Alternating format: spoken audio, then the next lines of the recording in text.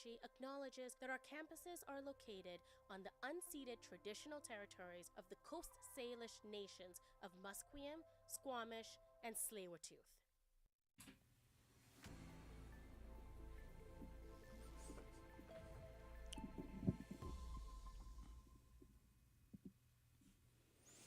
Hello, my name is Cohen Sassman, and this is your news at 12:30.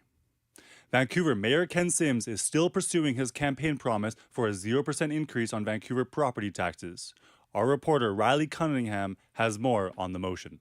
Ken Sims successfully ran on a zero means zero platform back in the 2022 Vancouver election, promising a steep decrease in the 25% cumulative property tax increase imposed by then Mayor Kennedy Stewart. 3 years into his tenure as Vancouver's mayor, and he has yet to fulfill his promise to voters. Sim plans to bring forward a motion in a city council meeting for that 0% raise on property taxes as promised. With the cut to the tax, funding for things like arts and culture programs and community centers may be at risk.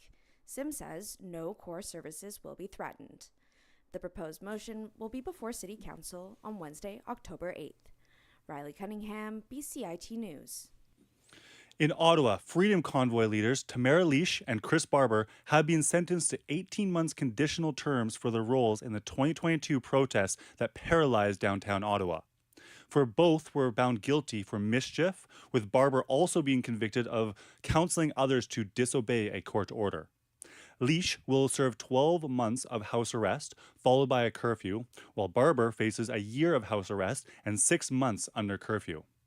The 2022 protests were aimed at ending COVID-19 restrictions and prompted the federal government to invoke the Emergency Act for the first time in Canadian history.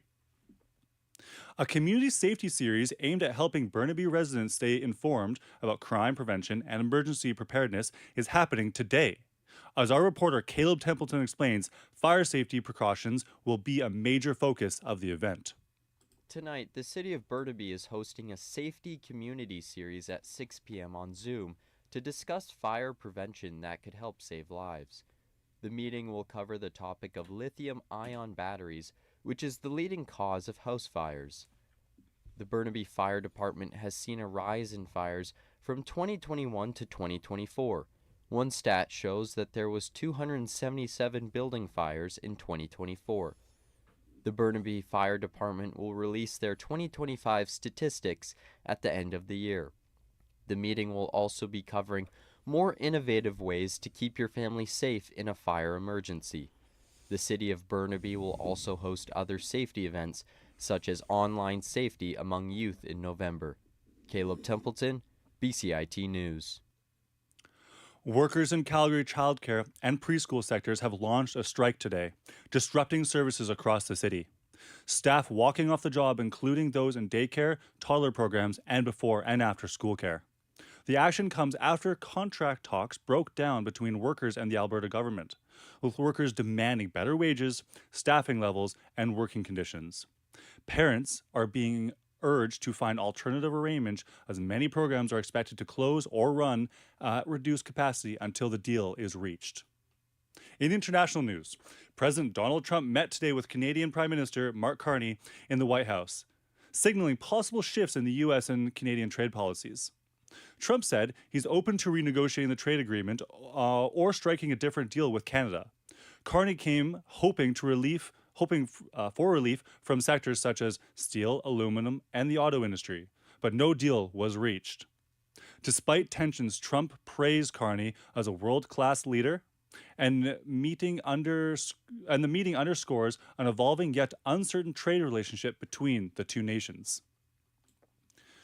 Today marks the 2 years since the Hamas-led attack on Israel that ignited an ongoing war in Gaza.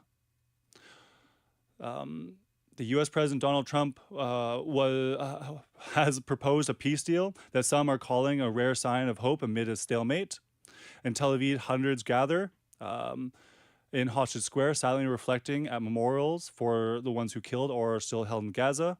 Israel says around 20 hostages remain alive, while the remains of 20 others are believed to still be held by Hamas. Thank you for listening.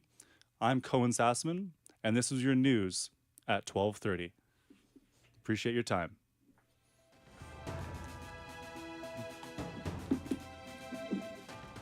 Stay tuned for more on BCIT's 1680 The Crow.